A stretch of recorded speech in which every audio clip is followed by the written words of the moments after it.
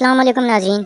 इस केस के आगाज़ में एक आदमी बुरके में वसूलियस के पास पहुंचता है और कहता है, सब स्लेबी मारे गए हैं कमांडर वसूलियस, जीत आपकी हुई है। फिर वो आदमी अपना बुरका उतारता है।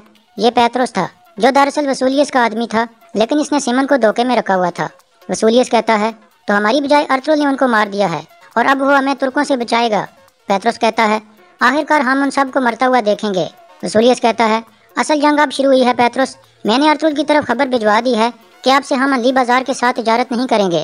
पेत्रोस कहता है, अर्तुगरुल बाजार को बचाने के लिए आपकी गोद में गिर जाएगा। वसूलियस कहता है, हाँ, मैंने एक ऐसा जाल बिछाया है जिससे सब तुर्क हत्ता के सुल्तान अलाउद्दीन भी अर्तुगरुल को कत्ल करने के लिए बेचैन हो जाएंगे। सिर्फ देखो और इंतजार करो। दूसरी तरफ आले को हकीम अर्तुगरुल को बताता है कि काला जैसर के गवर्नर की तरफ से खबर आई है, उन्होंने बाजार के साथ तमाम तिजारत रोक दी है। इतने में औराद भी वहाँ पहुँचता है और ये बात सुनकर खुश हो जाता है। अंदर अर्तुगरुल के पास दो ताजिर खड़े थे।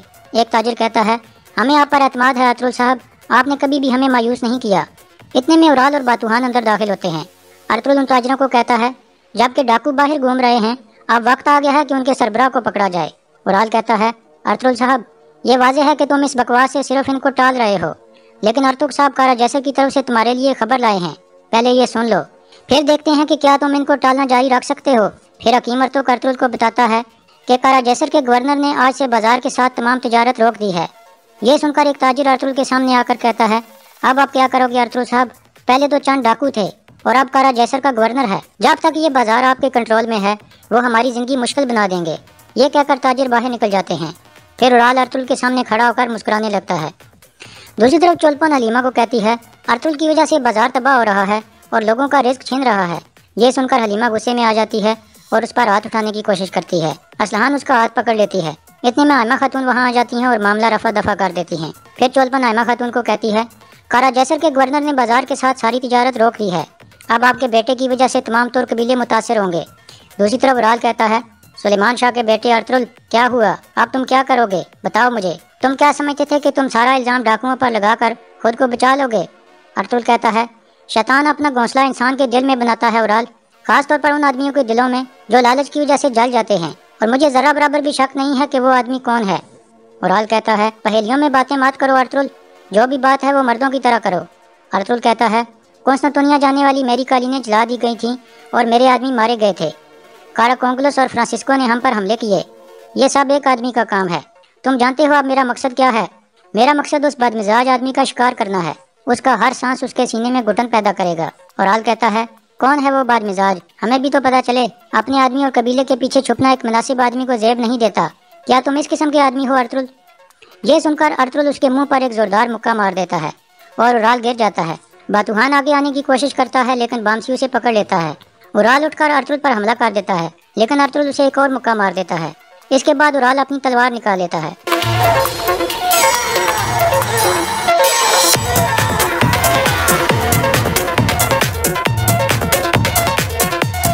इस तरह अर्तुगरुल उसे काबू करके तलवार उसकी गर्दन पर रख देता है। फिर अलियार आगे आकर कहता है, अर्तुगरुल साहब, आप रुक जाएं, आप जानते हो कि कितने बहादुर सिपाही मारे जाएंगे अगर आपने ऐसा किया तो। अर्तुगरुल कहता है, चाहे वो किसी भी कबीले में पनाह ले वो कभी भी मुझसे बच नहीं पाएगा। मैं तब तक आराम से नहीं बैठूंगा जब तक मैं उनके खेमे न जला दूं जिन्होंने मेरी बीवी और बच्चे को नुकसान पहुंचाने की जुर्रत की थी और जिन्होंने अपनी नज़र बाजार पर रखी हुई है। फिर अर्तुगरुल अपनी तलवार उसकी गर्दन से उठा लेता है। उराल खड़ा होकर अर्तुगरुल को कहता है, अपने वसवसों के साथ तुम भी जल जाओगे अर्तुगरुल, तुम्हारे इल्जामात तुम्हारा खात्मा होंगे। फिर अलियार कहता है, भाई बहुत हो गया। फिर उराल अपनी तलवार म्यान में डालता है और अपनी टोपी उठाकर अर्तुगरुल की तरफ देखता है। अर्तुगरुल उसकी हालत देखकर हल्का सा मुस्कुराता है। फिर उराल बाहर निकल जाता है। इसके बाद उराल अपनी दुकान में चला जाता है और शदीद गुस्से में आ जाता है। इतने में अलियार वहाँ पहुँचता है और कहता है, भाई कब तक आप अपनी लालच में पड़े रहोगे। क्या ये सच है कि ये बाहर जिस डाकू की लाश पड़ी है उसके पीछे आपका हाथ था।